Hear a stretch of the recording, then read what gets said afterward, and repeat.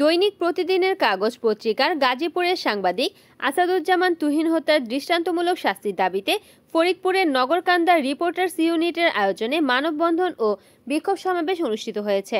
বুধবার 13ই আগস্ট সকাল 11টায় নগরকান্দা রিপোর্টার্স ইউনিটের কার্যালয়ের সামনে 1 ঘণ্টা ব্যাপী এই কর্মসূচি অনুষ্ঠিত হয়। মানববন্ধনটিতে সভাপতিত্ব করেন নগরকান্দা রিপোর্টার্স ইউনিটের আহ্বায়ক এশিয়ান টিভির প্রতিনিধি মিজানুর রহমান মিজান, সদস্য সচিব রাজধানী টিভির প্রতিনিধি শফিকুল ইসলাম মন্টুর সঞ্চালনায় উপস্থিত ছিলেন যুগ্ম আহ্বায়ক ইনকলাব পত্রিকার প্রতিনিধি আবু নাসির, যুগ্ম আহ্বায়ক এনএএন টিভির প্রতিনিধি শাহজালাল মোল্লা, সদস্য বোরহান আনিজ, সমকাল পত্রিকার প্রতিনিধি, যুগান্তর পত্রিকার প্রতিনিধি মিজান বাবু, মাই টিভির প্রতিনিধি শফিকুল ইসলাম জনি, স্টার নিউজের প্রতিনিধি আরিফুজ্জামান হিমন, মোহনা টিভির প্রতিনিধি প্রসেনজিৎ বিশ্বাস শিবু, নগরকান্দা প্রেস ক্লাবের সিনিয়র সহসভাপতি বেলায়েত হোসেন লিটন, নগরকান্দা প্রেস ক্লাবের সদস্য তৌহিদুল ইসলাম তুহিন সহ অন্যান্য প্রমুখ।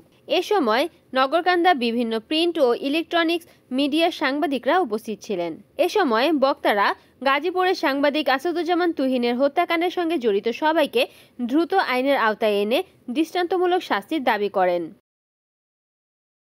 রিপোর্ট করেছেন নগরকান্দা প্রতিনিধি মোহাম্মদ শাহজালাল, এনএএন টিভি।